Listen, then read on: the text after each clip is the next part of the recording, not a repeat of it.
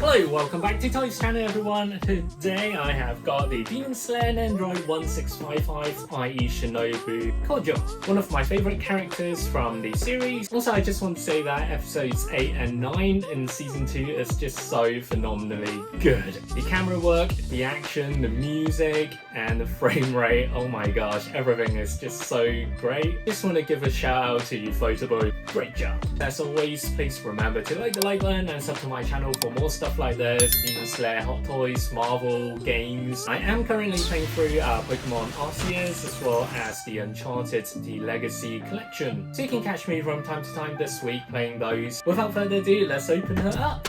On the box, you can already see Shinobu here with the big head of hers, i.e. per Nendoroid series, i.e. 1655, and also you can see the figure on the left and two swords. One is the full sword as well as the other one that goes in the sheath, and some effect piece here. On the side, you can see her having the different facial gesture here at the top, and at the bottom you can see her with Giyu. At the back, more different poses as well as facial expressions. For example, this one in action with her eyes looking out to the right hand side, smiling, and the normal face here. And on the other side, same as the one at the back, and this one is when she's flying down when she was saving Zenitsu at the Spider Mountain. Let's check it out.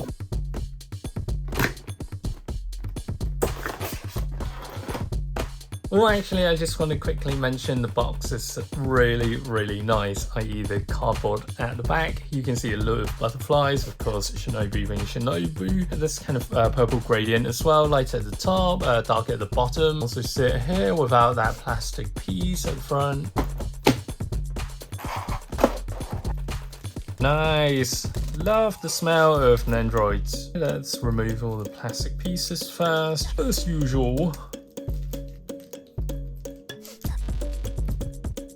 Okay, there we are. Let's go through the head first. As you can see, the hair's pretty nice with the usual black at the top and some hint of purple gradient down from the black area to the tips where the purple is stronger, definitely on the tips here, there on the left and the right hand side, which is nice.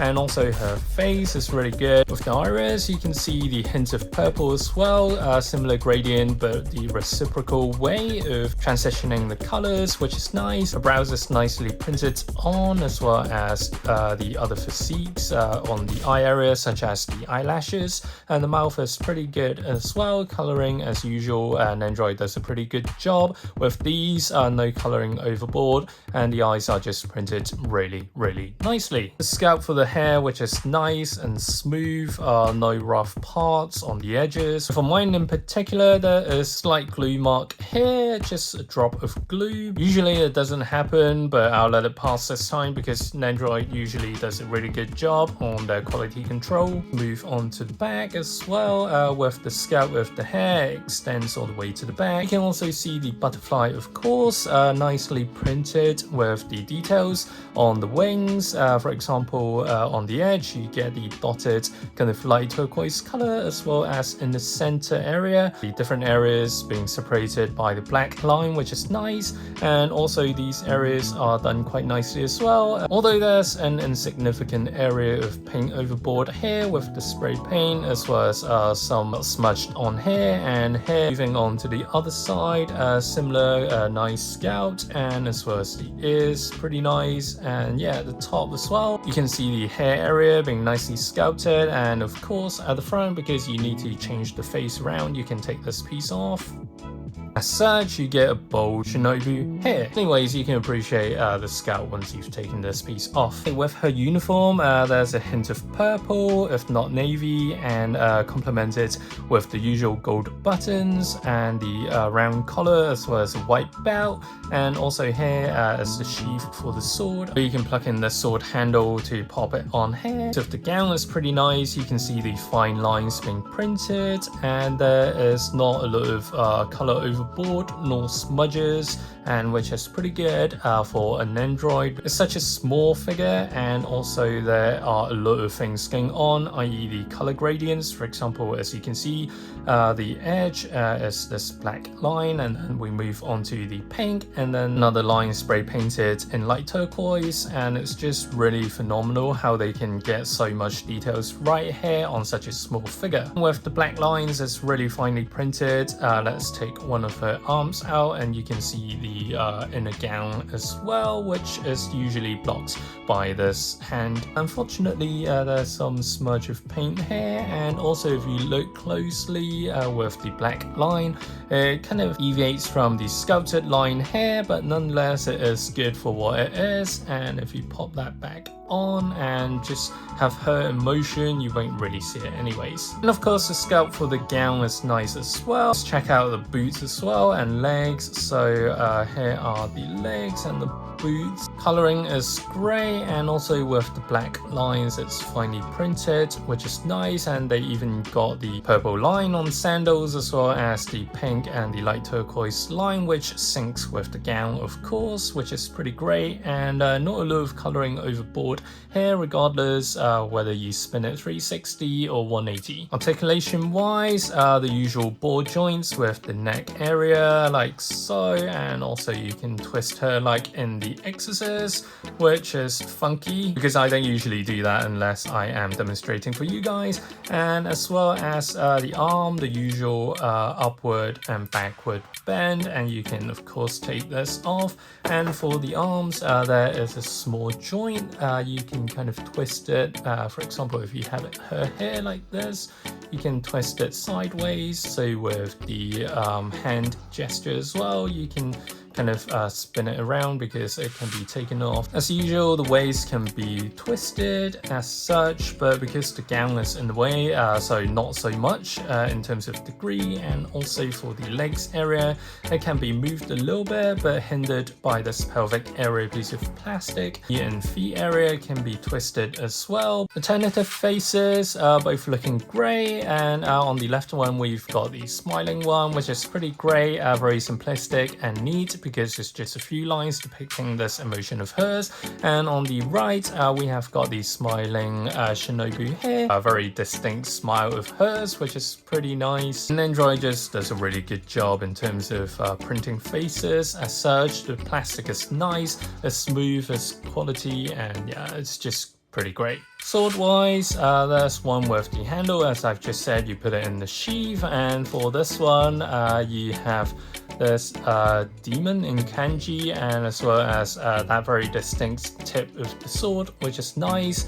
And also you can see this kind of flower handle, and also the sword handle is pretty nicely painted as well. For the effect piece, so you have this kind of swoosh effect, and also the coloring is nice, gradient from light blue to the darker blue here at the tip, or edge rather. Have her swooshing the sword like this, it's pretty cool. Lastly, we have the syringe, of course, because she looks after the injured. Not that the syringe is a necessity, but it's a nice to have. For the other box of accessories, so here we've got the gown where Shinobu's flying down like a butterfly, and the scout of this is pretty awesome. The fluid flying motion is pretty great, especially if you view it from the back, which is pretty neat. And it's that flair of being able to move like a butterfly, and this definitely captures that essence. And also here I can already see some scuffs here. and that I've just scratched off, which is good. And also with the paint job, I think this one is on point, pretty much similar to the quality that we've seen on the figure's gown, the defaulted gown, and also at the tip or edge rather, similar problem with the black line not syncing with the sculpted line here, but nonetheless it's great for what it is, as well as we just got to appreciate how much fine details on this small piece of plastic, i.e. with the lines and spray painted lines, purple, turquoise, etc. The front looks pretty darn good as well. Here we got the usual back stand and the base stand. I'm not going to go through this because it's just standardized stuff. For Nendoroid, you have this and plug it onto the back of your figure and have her stand or pose, whatever. Alternative pieces here with the hand holding the sword, the fist kind of holding gesture, a different hand gesture here. At the bottom there's the pointing gesture, and at the top is the kind of semi-grab gesture like this. And we got some alternative leg postures as well. So let's put her in action.